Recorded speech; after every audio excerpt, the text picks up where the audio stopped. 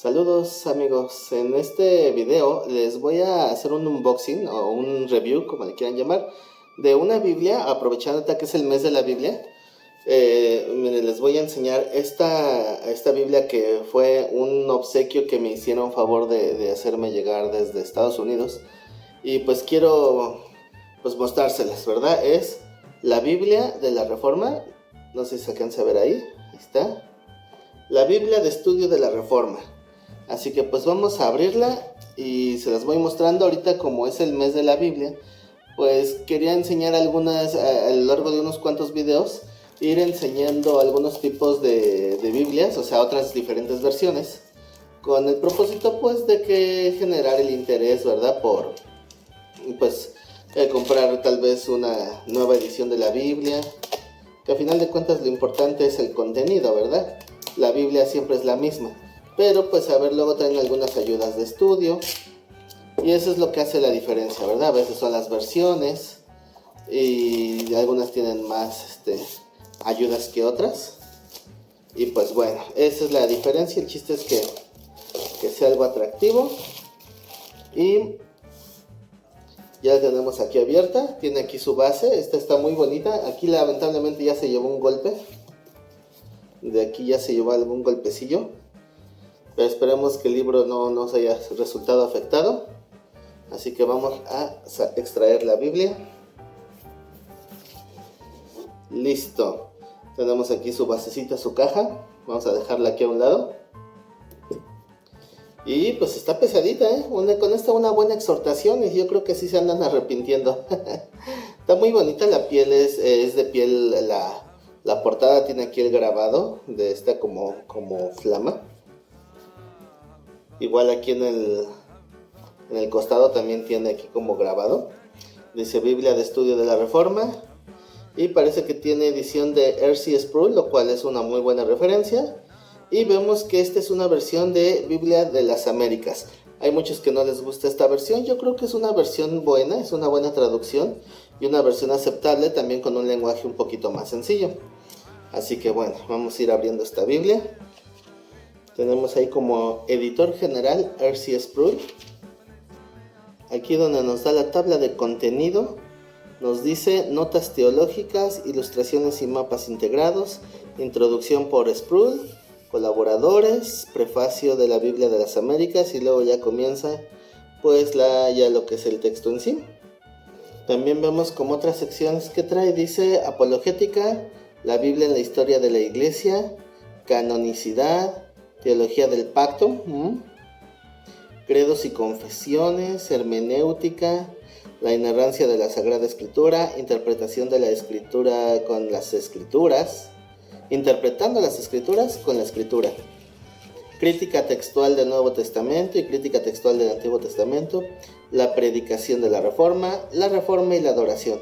También tiene una sección que se llama credos, confesiones y catecismos, que dice el credo apostólico, credo niceno, la declaración de fe de Calcedonia, los 39 artículos, el catecismo de Heidelberg, la confesión belga, cánones de Dort, la confesión de fe de Westminster, catecismo mayor de Westminster, catecismo menor de Westminster y la confesión bautista de fe de Londres de 1689. Esta información es increíblemente buena.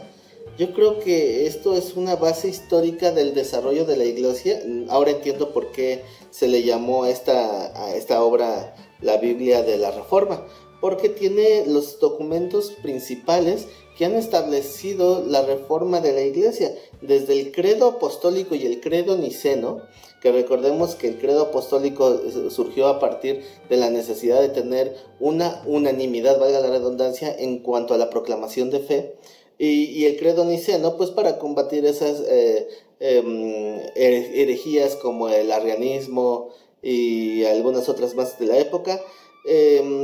Y así hubo varias discusiones acerca de cuál es la sana doctrina, y a raíz de eso es que se fueron dando estos eventos que acabo de leer. Recordemos, por ejemplo, algo que de los que a mí también me llama más la atención, que seguramente han escuchado, es acerca de que hay una batalla muy acalorada en cuanto a las corrientes teológicas que supuestamente cuál es la buena y cuál es la mala. Que pues para muchos es como si eres calvinista o eres arminiano, ¿no? Entonces, ni Calvino ni Arminio eran sus respectivas doctrinas. O sea, me refiero, Calvino no era calvinista, Arminio no era arminiano, ¿verdad? Entonces, por ejemplo, cuando Arminio, que era un discípulo de Calvino, o sea, de la corriente teológica de Calvino, encuentra algunos puntos doctrinales que él considera que fueron mal interpretados, él levanta la voz, pero no lo hizo como con un afán de pelear realmente. O sea, él no estaba diciendo Calvino es hereje o Calvino es un mal maestro, no, sino que él quiso exponer sus argumentos teológicos del por qué pensaba que algunos puntos de lo que llamaban calvinismo estaban errados. Entonces, son 5 puntos principales, pero entonces la iglesia se reunió como debía de hacerlo en un sínodo o en un concilio, que es lo mismo, para tratar pues de aclarar, ¿no? Qué es error y qué no es error. No defendiendo a su maestro, sino más bien tratando pues de tener claridad en cuanto a la doctrina, qué es la correcta y cuál no, para, pues si es necesario corregir, y si alguien se equivocó, pues también pues hacerle ver que es un error. Y para eso se reunieron en la ciudad de Dordrecht, que a eso se le llamó, a ese acuerdo que se hizo en ese lugar, se le llamó el Sínodo de Dort, que también está aquí mencionado para los cánones de Dort. Entonces, en ese lugar se establecieron los puntos que trataban de rebatir a Arminio. Y los 5 puntos principales, que son los cánones de Dort, son los que ahora también se conocen como el tulipán del calvinismo, que es un acrónimo, no sé si se le llama así, que cada letra es la inicial, ¿no? de un punto teológico, una enseñanza teológica que defiende el calvinismo. Algunos creen erróneamente que el calvinismo son esos 5 puntos del tulipán, pero no. O sea, el calvinismo es una doctrina muy amplia, pero esos 5 puntos eran la respuesta en el sínodo de Dort, o en los cánones de Dort, fue la respuesta a la discrepancia arminiana. Entonces, aunque tienen desacuerdos, no consideramos ni que arminianos ni calvinistas estén 100% bien y 100% mal. O sea, los podemos seguir llamando hermanos.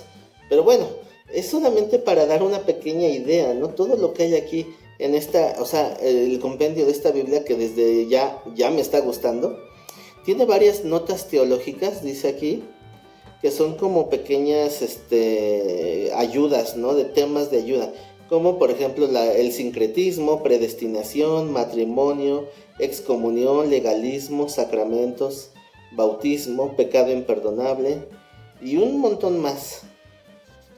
Entonces yo creo que obviamente lo que tiene la gran mayoría de Biblias también, que es concordancia, plan de lectura de la Biblia, las tablas de pesos y medidas y los mapas complementarios, eso ya como que lo básico, ¿no? De todas las Biblias modernas. Tiene algunas ilustraciones y comienza la introducción a la Biblia de estudio de R.C. Sproul. Obviamente esto hay que leerlo con mucho detenimiento, con mucha calma, pero pues ya puedo asegurar que Sproul es una persona que tiene una excelente reputación en cuanto a doctrina, el cual pues nos puede dar cierto nivel de confianza. Recordemos obviamente que cuando se trata de Biblias de estudio es porque algunos estudiosos de las Escrituras han querido dar un aporte, y no tenemos que caer en el error de tomar esos aportes como si fueran la misma Biblia, porque también hay una apertura que pueda haber error, ¿verdad? La inerrancia de la Escritura está en la Escritura, no en sus comentarios que han puesto los colaboradores para este trabajo. Dice en el prefacio: la Biblia de las Américas es una traducción fiel de las Sagradas Escrituras, según fueron escritas originalmente en hebreo, arameo y griego. Se han producido con el propósito de ofrecer al mundo de habla hispana la riqueza y el poder de la palabra de Dios en forma tal que sea un verdadero tesoro devocional y un instrumento práctico de estudio. Esta versión es un producto de la intensa labor y dedicación de un considerable número de eruditos de distintas denominaciones cristianas, representantes de varios países de Hispanoamérica, de España y de los Estados Unidos. Se publica con la firme convicción de que las Sagradas Escrituras, según fueron escritas en sus idiomas originales, fueron inspiradas por Dios y, puesto que son su eterna palabra, hablan con renovado poder a cada generación para impartir sabiduría, para llevar la salvación de Cristo, equipando al creyente para ayudar en una vida abundante y feliz en la tierra y constituyéndolo en testimonio viviente de la verdad para la gloria eterna de Dios. Y continúa mucho más. Y comienza el Pentateuco. Esta Biblia viene con su introducción. Tiene su introducción de cada libro, autor, fecha, la unidad, tema, y luego ya comienza con ya lo que es la escritura. No es cierto, esto es la introducción de Pentateuco, y después tenemos ya la introducción de Génesis. Ya entrando al primer libro del Pentateuco, tiene también ahí su título. Bueno, tiene la sección de título. Dice: el título hebreo, el cual sigue la antigua costumbre de nombrar libros por su primera palabra o palabras, es Bereshit, que significa en el principio. El título griego basado en el contenido del libro, en Génesis o origen. Los dos títulos son apropiados, pues el libro se acerca del origen de nuestro mundo, como la buena creación de Dios que fue manchada por la pecaminosidad humana. Y aprovecho para hacer una aclaración. Los nombres que hoy tenemos como del Pentateuco, Génesis, Éxodo, Levítico, Números, Deuteronomio, son los nombres dados a partir de la traducción de la Septuaginta. O sea, de la Septuaginta es como se nombraron estos libros, que es como ahora los tenemos ya acostumbrados estos, ¿no? De Génesis, Éxodo, Levítico, Números. Pero el verdadero nombre original de cada uno de estos libros era con su palabra inicial. Como sabemos, Génesis comienza: en el principio creó Dios los cielos y la tierra. Entonces la palabra en el principio, o sea, la frase en el principio en el griego es Bereshit. Entonces esa palabra, ese es el título del libro, y así aplica para los libros del Pentateuco. La primera palabra escrita, ese era el título verdadero de cada libro. Y aquí en la siguiente sección es el autor, que sabemos que tradicionalmente se le da la autoría a Moisés, aunque también hay ciertas posturas, ¿verdad? Hay quienes dicen que realmente no fue Moisés, sino que fue a través de una tradición oral que fue llevada de generación en generación, y que lo que hizo Moisés fue recabar la tradición oral. Pero hay otros que piensan que no, que Dios inspiró tal cual a Moisés para que escribiera el Génesis. En fin, ya habrá que ver aquí qué nos dice aquí el autor el editor acerca de esta autoría. Pero pues la tradición alude a Moisés como el autor, ¿verdad? Dice fecha y ocasión. Igual también sabemos que Génesis fue escrito, se cree, en el tiempo en que el pueblo de Dios estaba en el desierto, ¿verdad? En ese vagar por el desierto. Igual hay algunas teorías aquí. Géneros literarios, que también es algo bien interesante. También nos pone género literario, porque el género literario nos ayuda a interpretar. No puedes interpretar igual un libro que está escrito en poesía que, por ejemplo, una crónica. Igual aquí yo tendría que leerlo con calma para ver qué es lo que nos dicen acerca de su género literario, porque hay una teoría muy aceptada, de hecho es la que yo he asimilado, que el Génesis no está escrito a manera de crónica o de cronología, sino es un libro anacrónico, lo cual centra las narraciones en propósitos o temas y no en descripciones históricas como tal. Y esto da pie a unas discrepancias de interpretación, ¿verdad? Si quisieras saber más, pues déjame en los comentarios acerca del anacronismo de Génesis y hacemos un video específicamente para eso, ¿verdad? Pero sería interesante ver cómo Sproul, que es el editor, da esas posturas de su género literario. Teología del Génesis, muy bien. Híjole, esto de la teología del Génesis es también bien debatido, porque algunos interpretan que la historicidad de Génesis comienza a partir de Abraham, y lo demás es teológico, o algunos hacen una división más grande en cuanto a la historia y la teología. Y efectivamente, historia y teología no es lo mismo, que teología sería la revelación de Dios sobre quién es Dios, a diferencia de lo que ocurrió en la tierra que Dios permitió. No es lo mismo, ¿verdad? Pero bueno, la teología del Génesis dice una sección que se llama Cristo en Génesis. Esto también es muy interesante porque hay que dejar también en claro que como la Biblia es cristocéntrica, es decir, el personaje central de la Biblia es Cristo, vamos a encontrar a Cristo desde Génesis hasta Apocalipsis, a referencias sobre él, ¿verdad? Según pues muchos maestros o la gran mayoría de teólogos han llegado al acuerdo de que la primer profecía sobre el Mesías es Génesis 3:15, ¿verdad? Donde habla de la simiente de la mujer. Y habría que ver qué otra referencia nos puede dar aquí, ¿verdad? O no sé si aquí nos quieren hablar desde antes. Ahora, ¿sabías que hay otra referencia en el Edén sobre Cristo? A manera teórica, bueno, si lo sabes, escriben en los comentarios. Está un bosquejo de temas del Génesis, que es el prólogo como la creación de los cielos y la tierra, la narración acerca de los cielos y la tierra, narración acerca de Adán, narración acerca de Noé, acerca de Sem, Cam y Jafet. No sé por qué aquí pusieron Sam. Pregunta, ¿habrá sido un error? ¿Pusieron Sam en lugar de Sem? ¿Error de dedo o de traducción? Bueno, ¿qué opina usted? Y después de todas estas hojas, por fin empezamos ya ahora sí con la lectura del Génesis. Pero tiene una letra chiquitita. Aquí sí necesito traer los lentes bien puestos porque tiene la letra chiquita, sobre todo los comentarios. Es increíble que los primeros versículos de Génesis son de los más comentados.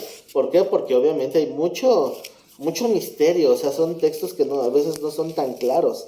Tiene las referencias cruzadas, pero tiene la mayor parte de comentario más que el mismo texto bíblico. Ahora quiero ver algún libro del Nuevo Testamento para ver qué más podemos encontrar de aporte. Vámonos al Evangelio de Juan. Vamos a ver cómo viene, vamos a ver la introducción. Mire, también estaba viendo que aquí viene una referencia al periodo intertestamentario, es decir, los 400 años de silencio que hubo entre, si agarras tu Biblia, entre Malaquías y Mateo, en ese periodo histórico. Realmente el último que se escribió no fue Malaquías, pero así es como está acomodado, ¿verdad? Entonces, en ese periodo intertestamentario, que así se le llama, también nos pusieron aquí algunas referencias históricas, lo cual se me hace muy, muy bueno.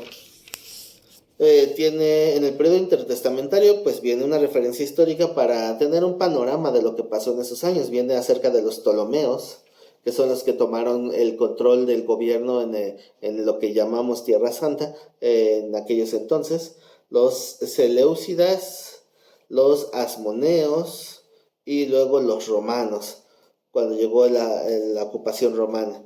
Entonces aquí nos da una pequeña historia, que son 3 hojitas nada más. Se me hace muy, muy bueno para tener una idea mucho más clara. Ya aquí al empezar los evangelios nos da un mapa que nos da una referencia de cómo era realmente cómo estaba la división geopolítica en la época, y nos da un pequeño contexto histórico, lo cual pues también es muy, muy bueno a la hora de interpretar. En la introducción de los evangelios, al igual que en el Antiguo Testamento, que había una introducción al Pentateuco, aquí nos encontramos una introducción a los puros evangelios. Y después ya viene la introducción de cada libro. Dice carácter de la narrativa del Nuevo Testamento, el problema sinóptico, ese es un tema bien interesante también en bibliología. Recordemos que los evangelios sinópticos son Mateo, Marcos y Lucas. La palabra sinóptico significa similar. Entonces, Mateo, Marcos y Lucas llevan una misma línea histórica, es decir, que nos hablan prácticamente de los mismos acontecimientos históricos. Sin embargo, hay algunas discrepancias que algunos usan como para señalar que hay error, pero no es que haya un error. O sea, ese es el tema que se trata aquí, el problema sinóptico. Pero bueno, igual si les interesa este tema, también déjenlo ahí en los comentarios y lo podremos explicar en un video más ampliamente. Ya llegando aquí al Evangelio de Mateo, nos encontramos igual con el título, autor y fecha y ocasión, género literario, distintivos literarios, características y tema principal. Nos habla también de la presentación de Cristo en este Evangelio de Mateo, la teología de Mateo. Recordemos que cuando hay enseñanzas acerca de uno de los padres de la iglesia o de los apóstoles, se les denominaba también como si fueran corrientes teológicas o modelos teológicos. Por ejemplo, la teología más amplia en el Nuevo Testamento obviamente es la teología de Pablo, ¿verdad? A la cual, cuando se recapitula la forma en que Pablo enseña, se le empezó a llamar teología paulina. Paulina es de la misma etimología de Pablo. O hay otra teología que es la que está enfocada más en cuanto a la relación de amor de Dios hacia la gente. Se le llama teología juanina, porque Juan el apóstol es el que hablaba, enfatizaba la enseñanza en ese tema. Entonces, bueno, así, ¿no? Aquí nos habla de la teología de Mateo, la historia de la interpretación de este libro, y nos da un bosquejo, que es la proclamación de Jesucristo sobre el reino, revelación del sufrimiento de Jesús y la muerte y resurrección. Es como se divide este libro de Mateo según esta introducción. Pero habíamos dicho que íbamos a ver en el Evangelio de Juan, ¿no? Así que todos los evangelios pues traen estas definiciones, sus introducciones, su teología, su formato, su género literario, que pues obviamente es un término, la narrativa aquí es biográfica, porque el objetivo es hablar acerca del ministerio terrenal de Cristo. Ese es el objetivo de los evangelios, ¿verdad? Recordemos que el Evangelio de Juan, él hace un evangelio complementario, ¿verdad? Entonces él escribe cosas que los otros evangelistas sinópticos no escribieron y omite otras porque ya han sido muy nombradas, ¿verdad? Entonces, bueno, nada más por poner un ejemplo, ya que estamos analizando las ayudas que trae esta versión de la Biblia, voy a ir a buscar el texto de Juan 10:10, que es uno de los textos polémicos por excelencia, donde dice que el ladrón viene para robar, matar y destruir. Yo he venido para que tengan vida y la tengan en abundancia. Y voy a ver qué dice Sproul, que es el editor de esta Biblia, y qué dicen los eruditos que participaron en este guía de estudio acerca del texto de Juan 10:10. Y dice... ya les dije de qué trata Juan 10:10. El ladrón no viene sino para robar, matar y destruir.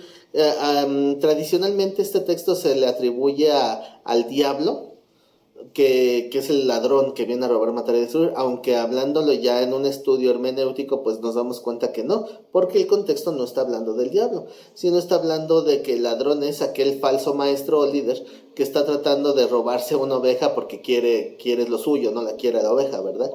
Entonces Cristo, él dice, yo soy la puerta del redil de las ovejas, y el que quiere entrar a las ovejas por un lado que no sea la puerta, es decir, quien quiere llegar a las personas, las ovejas, por un medio que no es la puerta, que es Cristo, ese es ladrón y salteador, ¿verdad? Entonces, bueno, o sea, el texto es muy claro, pero algunos, por ejemplo, una vez vi la Biblia de Joyce Meyer, no la recomiendo para nada, ¿verdad? Pero hice esto, lo que voy a hacer ahorita. Busqué Juan 10:10 y vi qué es lo que decía ahí. Y pues efectivamente Joyce Meyer estaba a favor de que el diablo era el ladrón, que él es el culpable de todo lo malo y cosas así.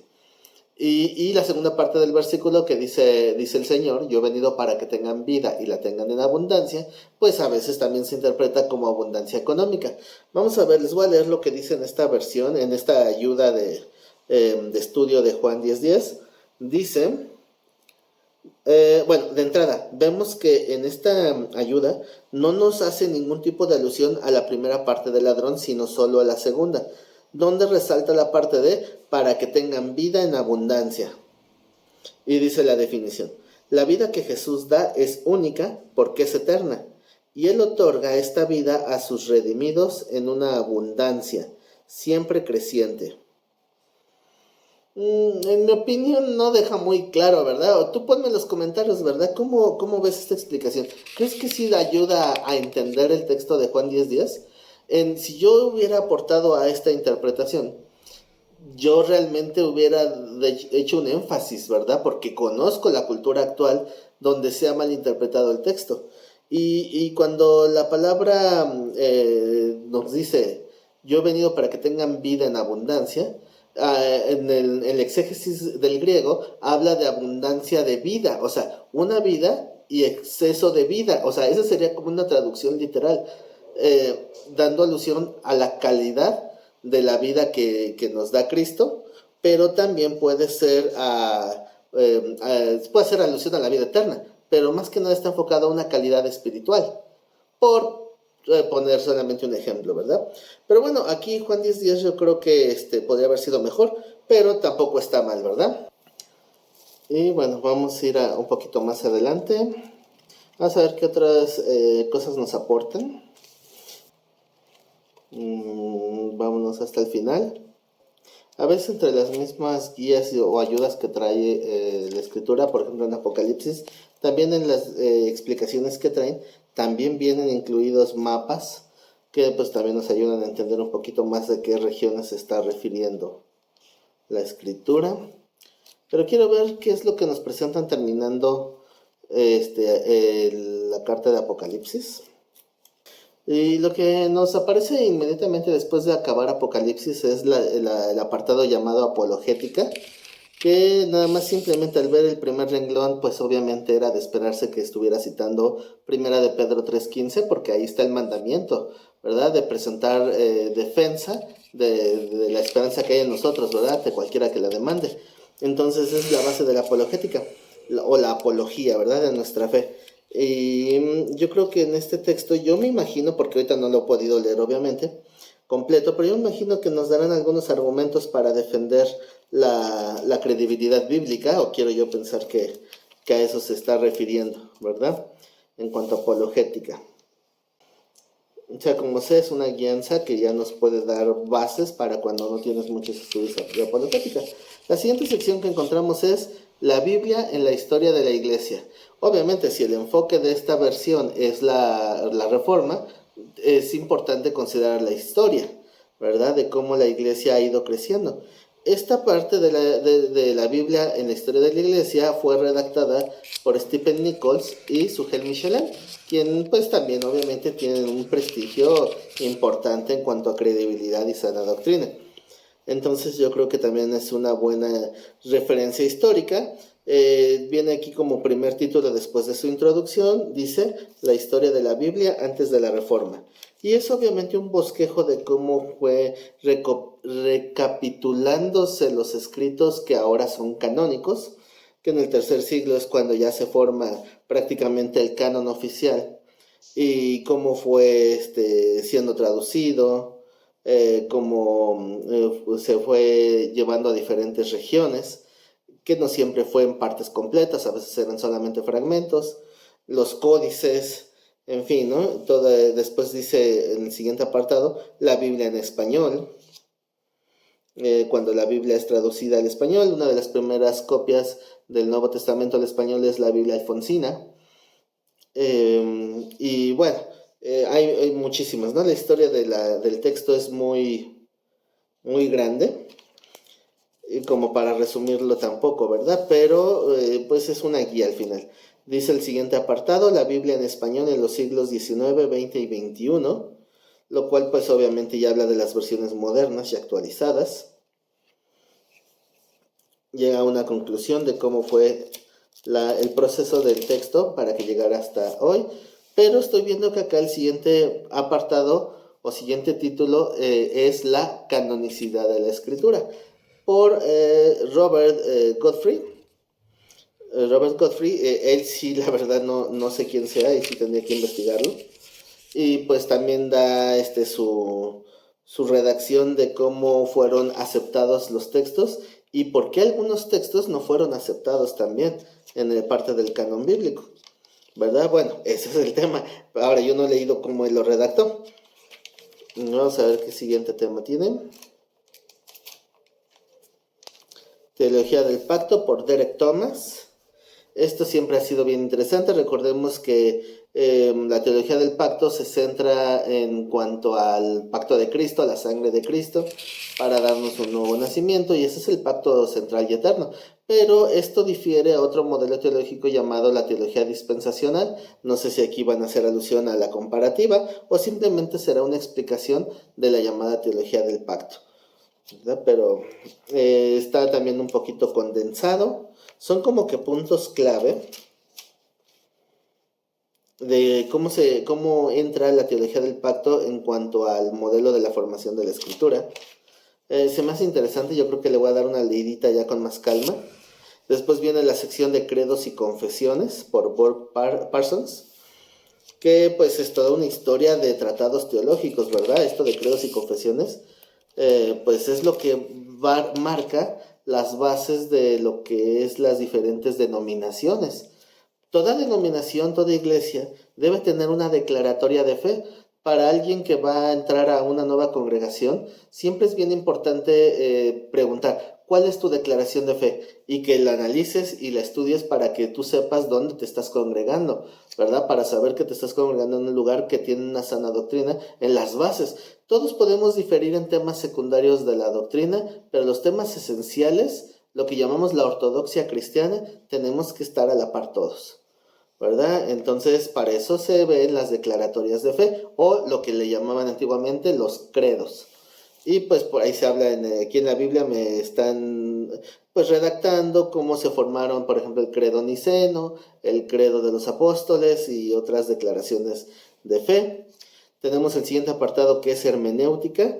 Yo me imagino que también este apartado nos va a dar unas bases muy simples, porque la hermenéutica es una materia muy amplia, ¿verdad? Que de hecho nuestro canal, ahorita ya tenemos dos canales de YouTube, el de Yeshua TV, pero también tenemos el canal del instituto, donde actualmente estamos dando en vivo, en línea, la clase de hermenéutica, que son los sábados a las 2 de la tarde, para que estén pendientes y si quisieran tomarlo, ¿verdad? El momento de ir subiendo este video, obviamente.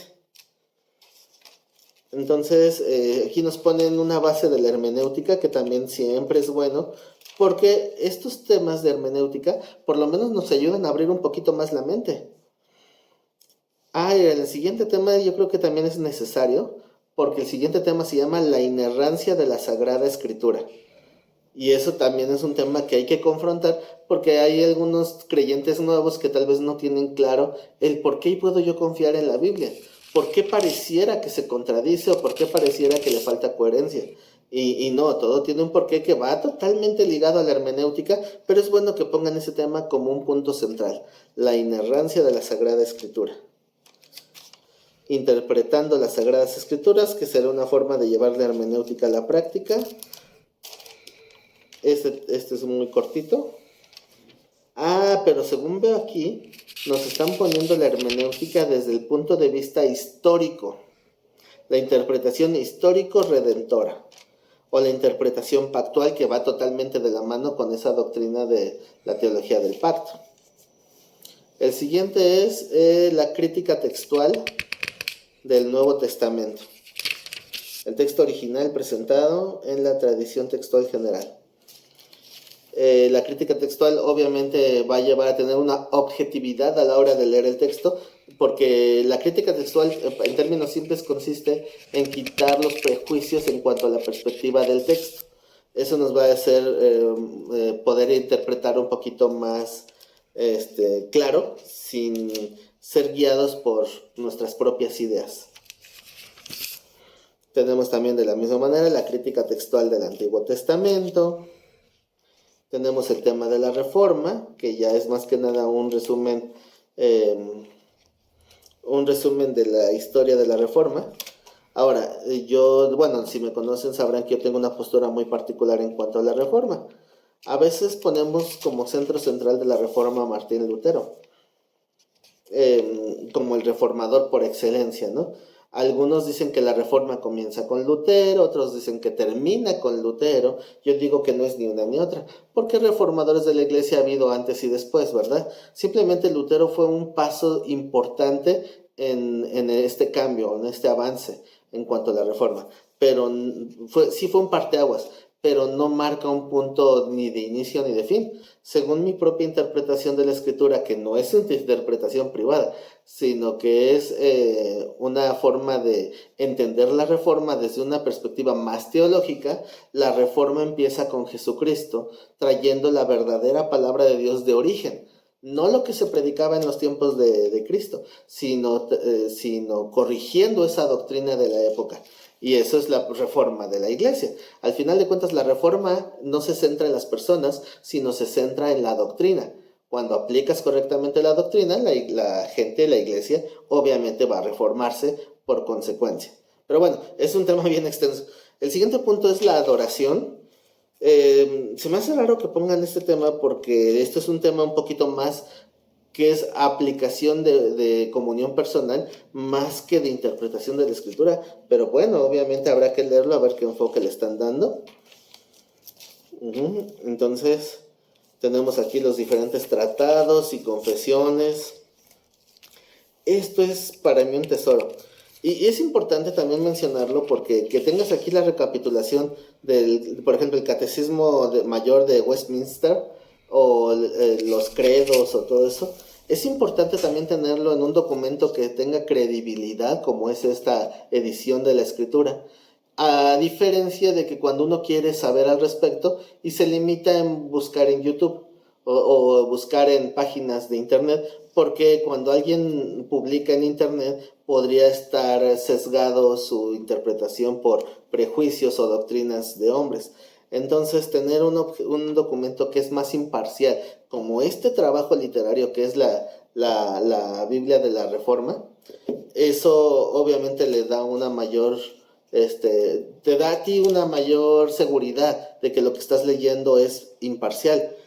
Porque tener acceso a información en estos tiempos a veces parece más fácil. Ahorita la mayoría simplemente le quiere preguntar al ChatGPT o en el buscador en Google y ahí tiene las respuestas, pero no todas las páginas son confiables, algunos alteran el contenido.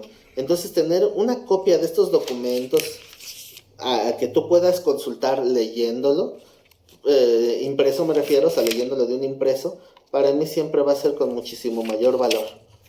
De repente hay una confianza excesiva en cuanto a los medios digitales, pero siempre va a ser mejor que lo tengas tú en un documento impreso. La Confesión Bautista de Fe de Londres de 1689. Obviamente todos estos tratados de fe son progresos de la historia a través del desarrollo de la iglesia, ¿verdad? Entonces es importante tener una idea básica o generalizada para ver de qué manera se han ido tocando temas que a lo largo del tiempo fueron debatidos. Como por ejemplo, aquí nada más por poner un ejemplo, en la Confesión Bautista de Fe, en el capítulo 27, trata el tema de la comunión de la iglesia, la comunión de los santos.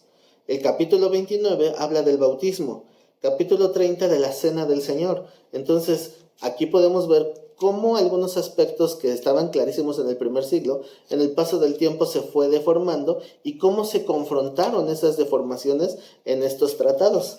Y bueno, así podríamos pasarnos horas hablando de este tema, ¿verdad? La bibliología es un tema bien interesante. El siguiente tema es la concordancia y diccionario, que obviamente la gran mayoría de Biblias tienen, que muchos ya no usan porque nada más lo buscan en el digital, buscan en su versión digital dónde está la palabra tal, pero pues igual siempre va a ser buena la ayuda de un material impreso.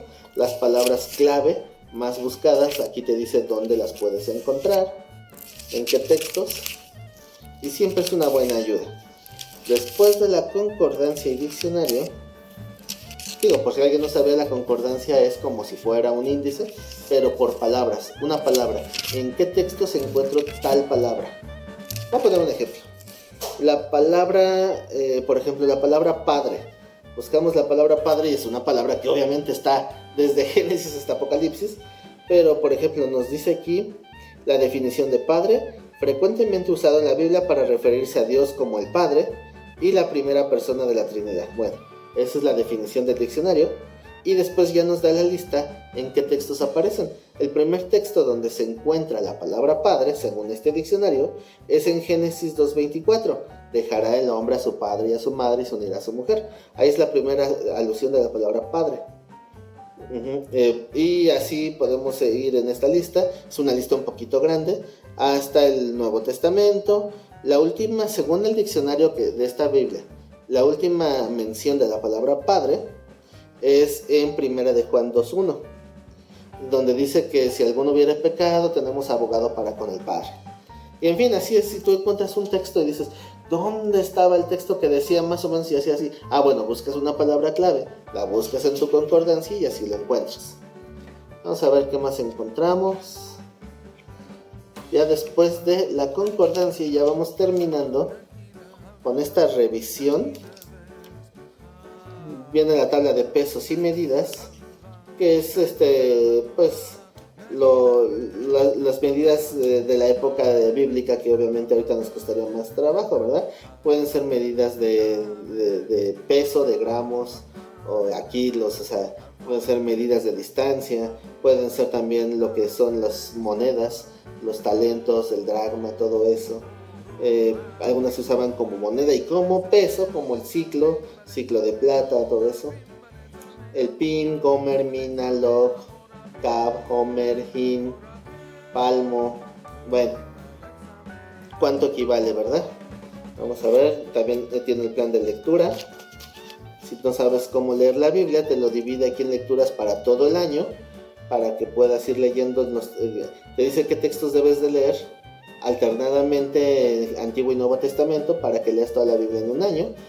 A mí esto nunca me ha llamado la atención, porque yo prefiero leer en un orden temático, pero bueno, se puede, ¿verdad? Y por último, para ir cerrando, tenemos los mapas que son a color, y los mapas también están muy muy bonitos, lo que los encontramos en la gran mayoría de Biblias, ¿verdad? Entonces con esto terminamos esta review. Esta Biblia es una preciosidad. Le agradezco mucho a la persona que me hizo llegar esto. La voy a atesorar no solamente por lo que implica que es el contenido, sino también porque fue algo que me quisieron obsequiar, y pues también eso es lo que tiene más valor para mí, esa intención de bendecir. Y esta será una gran herramienta de estudio. Y pues con esto cerramos. Espero que les sirva un poquito de algo esta pequeña revisión, no solamente por el hecho de conseguirlo, sino también para aprender un poquito sobre cómo usar la Biblia. Haré otros cuantos videos donde dé el review de otras versiones de la Biblia, y si alguien quieres que hagamos un review de alguna versión en particular o alguna duda sobre las escrituras, puedes ponerlo en los comentarios aquí abajito, y lo iremos respondiendo en futuros videos. Por lo pronto me despido. Mi nombre es Manuel Vigenor y nos vemos en un próximo video.